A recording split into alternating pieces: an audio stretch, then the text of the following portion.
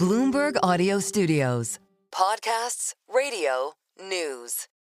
We made a real commitment here at Bloomberg Surveillance that we would speak to the mayoral candidates.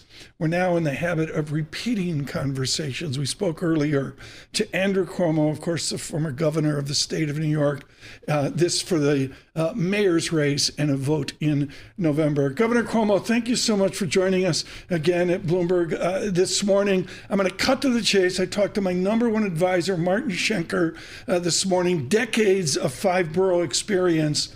Here's his question. How do you get the younger voter? You've got the older voters in the outer boroughs. You've got a lot of Manhattan voting for you. Andrew Cuomo, how do you get the younger voter in this election? Yeah, no, it's a very good question. And thank you, and good morning. Thank you for having me. What we learned in the primaries, you had a tremendous vote of the under 30, which is really a national phenomenon. They're highly energized. It started as a political movement that was anti-Trump. It's now further energized by socialism, income equality, and the situation in the Middle East, Gaza. But my point to the under 30 is, look, I agree with your statement of the problems. Yes, affordability is a major issue. Yes, your rent is a major issue. But the solutions being offered by Assemblyman Mamdani are not real solutions. The answer is not freezing the rent for 4 years. Economically, that doesn't work. Landlords are not going to subsidize buildings. They'll walk away from buildings. Yes, the problems they have identified are correct. No, the solutions offered by Assemblyman Mamdani will not solve the problem.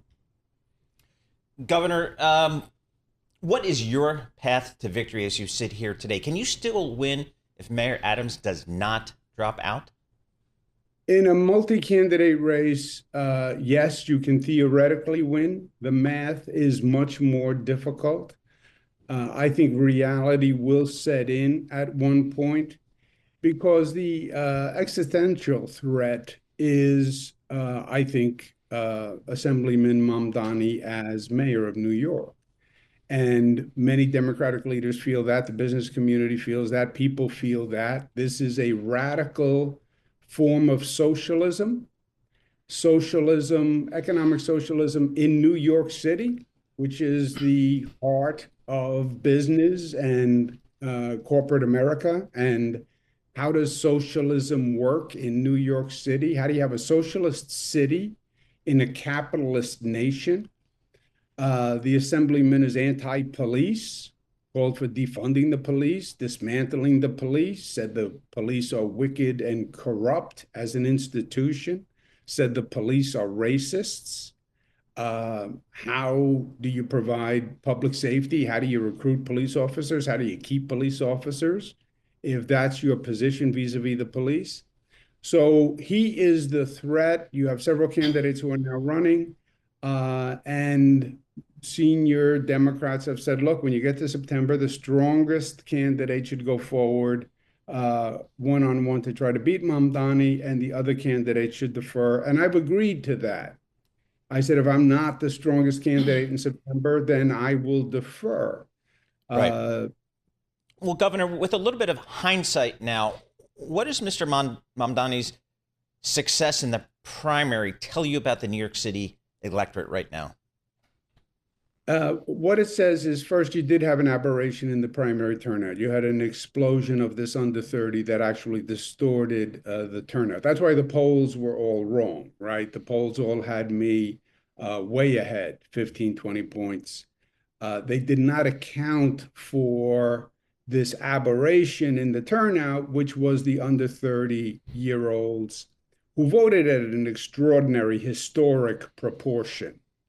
Everyone else voted sort of at the same level of turnout, except the under 30, and he had connected with them very well on social media, TikTok, et cetera. That we expect to continue in the general. But what happens in the general is you have a much larger universe of voters, right? It's not just the activist Democrats in a primary small universe. It's moderate Democrats, it's out of borough Democrats, it's older Democrats, it's independents, it's Republicans. So it's a much, much different universe that you're drawing from. Andrew Cuomo with us, folks, former governor of the Empire State. We welcome all of you across the nation on the way you listen to Bloomberg Surveillance. Good morning across Canada, around the world as well, and on YouTube. We greatly appreciate your interest. This of the mayoral race, a vote in November. Governor, I want to get into the nitty-gritty here. Wonderful questions from our Bloomberg News team.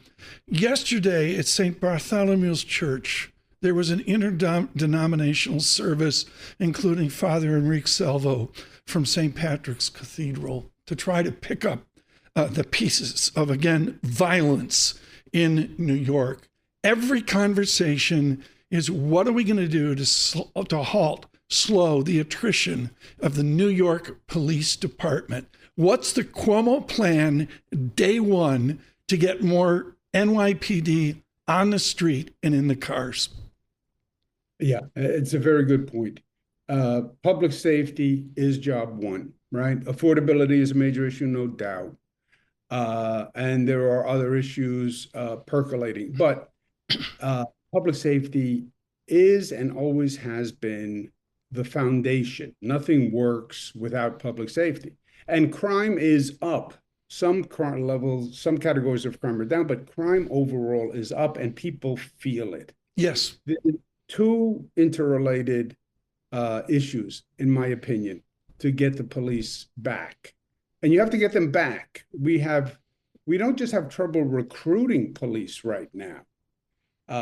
Historic issues. Back in the day, you would take a test to become a police officer. You'd score on the test. You'd wait 2-3 years to be called. We can't now fill a class. And the attrition rate is very high. They're leaving at higher rates than ever before. Why? Number one, the salaries. And I've called for increasing the starting salary. Starting salary is about $60,000. I would do a retention bonus by the end of the first year, an additional $15,000, because literally our salaries are not competitive. But second, they've also been demoralized. You know, in this city, like many other cities across the country, you've gone through a period, the past 5, 6, 7 years, where this socialist faction of the Democratic Party has become dominant in these big cities, and they have demoralized the police, right? Literally, the statements I read you from Assemblyman Mamdani. You call people corrupt and racist. Okay, nicely, Governor, nicely explained. Paul and I have talked to all the different candidates, but you carry a heritage, some would say a baggage, of your actions, your father, of a time that many people remember as being safer.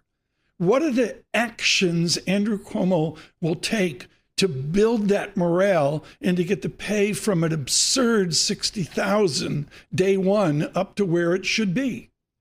Yeah, it's, I think, 2 steps. First, day one, raise the salary. It will have a practical effect. You'll be more competitive, but it will also say to police, I value you. I believe in you. And the second factor is, I will have your back. As mayor, the relationship between the mayor and the police is very important. The police are out there every day. They're risking their lives. It's inevitable that they're going to wind up in a controversy. They have to know that the mayor is going to have their back. And right now, they feel alienated from city government. And that has been going on for a while. You go back to Mayor de Blasio, they literally turned their back at a police funeral. I had never seen that before. But that was the symbolism of the NYPD saying, we feel alienated and you're making us the enemy when we're not the enemy. We're actually the good guy. Yep. Governor, your donors, your supporters, the donors that backed you in the primary, will they continue to back you in this general election? Yes, they will. What they're looking for is the same thing everyone is looking for, is what is the path forward, right? You do have a multi-candidate field. Everyone is petrified about electing a socialist who's anti-police, who they feel will bankrupt New York City, right? If you're anti-business, what makes you think the businesses are going to come here, let alone stay here? If you're anti-police, what makes me think that you're going to make the city safer? If anything, it's going to get more dangerous. So everyone is afraid of that happening. They don't yet see the path with both Eric Adams and myself and as a Republican. And that's why the path has to be one of the candidates, whoever is not stronger drops out. One-on-one, I believe I beat the assemblyman. But you have to get to that point. When is that point? Is there a drop dead date that you believe from a political perspective that either you or Mayor Adams needs to make that decision? Look, you're in August now. Everyone is doing whatever they do. September, after Labor Day, people get serious about it. And I think you get to mid-September, and that's going to be the, let's call it the drop dead date, where you're going to have to winnow down the field, or people will think there's no way to beat the assemblyman, and then there'll be just a resignation. I look at Andrew Cuomo, and forget folks nationwide and across New York City. Good morning, Bloomberg 1130. Andrew Cuomo with us here, really after a very difficult 10 days for the city, looking forward to the election in November.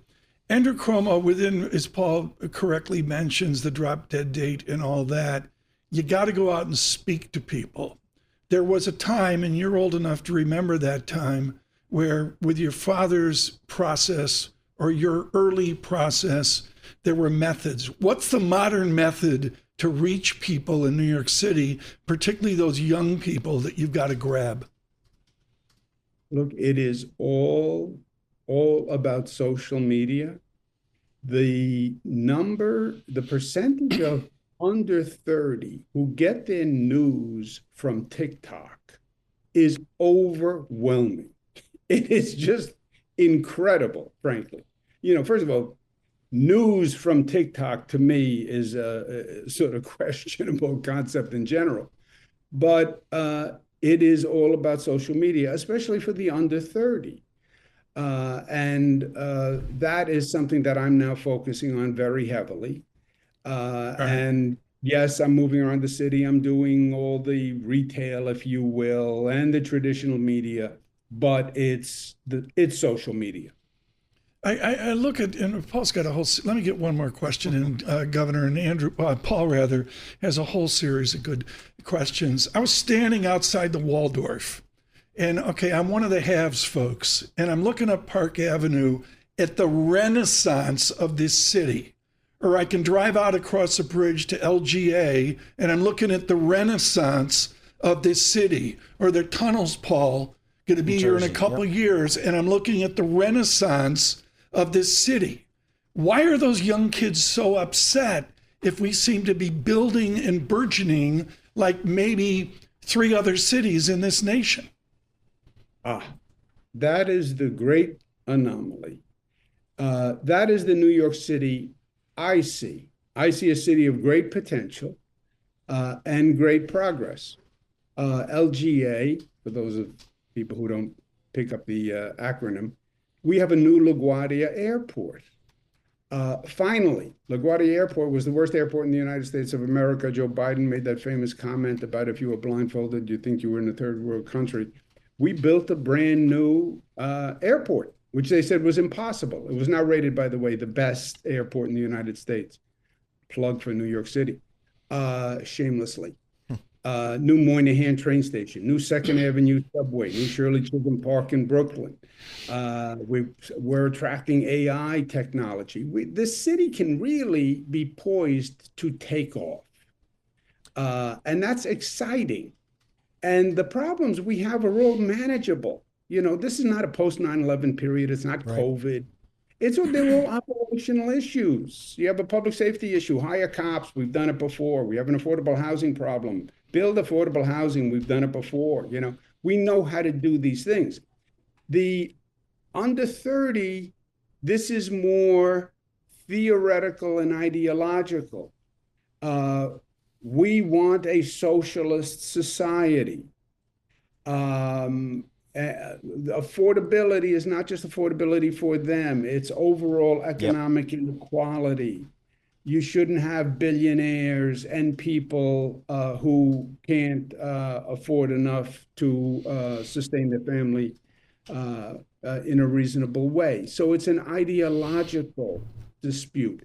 The Middle East and Gaza is very big in that issue. And the assemblyman talked more about Israel and Gaza than he did public safety and economic development. You would think he's running for a position in the United Nations more than running for mayor. Yep. But that's their interest. Governor, a lot of folks are saying that you had your chance to beat Mr. Mamdani in the primary. You did not. Why not let Eric Adams get his turn? How do you respond to that? Well, Eric Adams had his turn, right? Eric Adams was mayor for 4 years. And New Yorkers have said they are unsatisfied with what he has done as mayor. He's had a string of very serious scandals and corruption issues. And then Mayor Adams was indicted, as you recall, and then President Trump dropped the charges for Mayor Adams, conditioned on Mayor Adams cooperating with President Trump. And for Democrats, that was the kiss of death. That made the mayor of New York the puppet of President Trump. And that was the mayor putting his self-interest over the people of New York. And that's why the mayor dropped out of the primary, right? He was in the Democratic primary. And he dropped out because he wasn't competitive. And in the general election, 70% of the voters are Democrats. So if you're not competitive with Democrats, you're not competitive. Andrew Cuomo, time for one more question. I had the clearest memories, this up in Western New York, of a gentleman from Italy talking about his grandparents, his parents, I should say, back in the 1910s, literally in fear of, quote unquote, being picked up after the entrance, whether it's Ellis Island or wherever. Right now, we're picking up people in these 5 boroughs. There's reports day after day. How would you handle this city as a sanctuary versus a Trump administration? Oh, you have to fight it every step of the way. Look, I think President Trump, I think he has gone too far. There's no doubt that the illegal immigration was an issue. And he identified that and he ran for president on it and he won. He has gone too far. If you're talking about dangerous criminals, Americans support you, New Yorkers support you. We're not going to harbor criminals. If you have a person who committed a dangerous crime, a serious crime, deport them. But when you start picking up people who have been in this city, who are working, who are families, they've been here for years, they're paying taxes, they're taking jobs that nobody else wants to take, by the way. They're working in the back rooms of restaurants, they're landscapers, they're doing manual labor that no one else can do. And you're disrupting families and you're doing it without any due process. And by the way, you're making mistakes. You're picking up people who were here legally and putting them on a plane. You've gone too far. And that's what the sanctuary city laws are. They're basically due process guarantees. And I passed the sanctuary law for the state of New York as governor. The city of New York has a city law on top of the state law.